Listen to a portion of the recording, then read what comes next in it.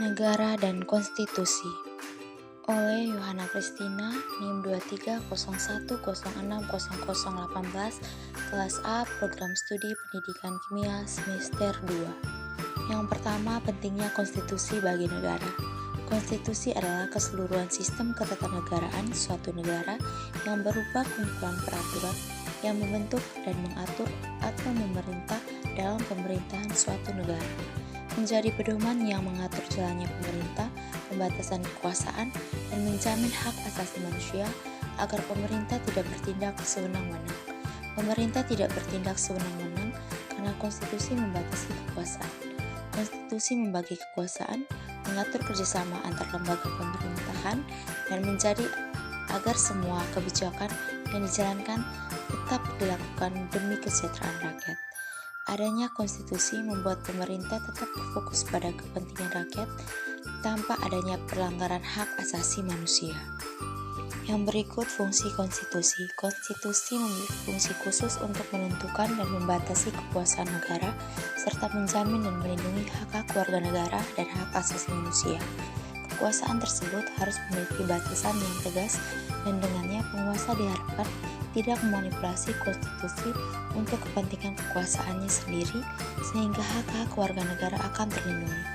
Pada masa peralihan dari negara feodal monarki atau oligarki ke demokrasi, fungsi konstitusi adalah sebagai benteng pemisah antara rakyat dengan penguasa yang kemudian secara bertahap berfungsi sebagai alat rakyat dalam memperjuangkan kekuasaannya melawan golongan penguasa. Selanjutnya, UUD 1945 sebagai Konstitusi Negara Indonesia. Sebagai Konstitusi Negara Indonesia, UUD 1945 mengandung pengertian sebagai berikut. Yang pertama, bersifat mengikat. Yang kedua, Undang-Undang Dasar 1945 berisi norma-norma, kaidah, aturan, atau ketentuan yang harus dilakukan dan ditaati oleh semua komponen negara. Yang ketiga, UUD 1945 berfungsi sebagai hukum tertinggi sehingga dijadikan pedoman hukum bagi setiap peraturan perundangan di bawahnya. Yang keempat, setiap tindakan dan kebijakan pemerintah harus sesuai dengan pedoman pada UUD 1945. Penetapan UUD 1945 sebagai Konstitusi Negara Indonesia oleh PPKI dilakukan dalam 2 tahap sebagai berikut. Yang pertama, pengesahan pembukaan UUD Negara Indonesia yang terdiri atas 4 alinea. Yang kedua, pengesahan batang tubuh UUD Negara Indonesia yang terdiri atas 16 bab, 37 pasal, 4 pasal aturan peralihan, dan 2 pasal aturan tambahan. Berikutnya, perilaku konstitusional.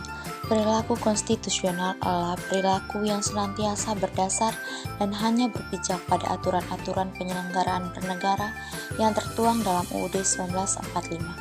Perilaku konstitusional juga dapat diartikan sebagai perilaku yang sesuai dengan konstitusi negara. Contoh perilaku konstitusional sebagai berikut. Yang pertama, mengakui dan menghargai hak-hak asasi orang lain. Yang kedua, menjaga keseimbangan antara hak dan kewajiban. Yang ketiga, menjalin persatuan dan kesatuan melalui berbagai kegiatan. Yang keempat, mengembangkan sikap sadar dan rasional. Yang kelima, membayar pajak tepat waktu. Sekian presentasi saya mengenai negara dan konstitusi. Terima kasih.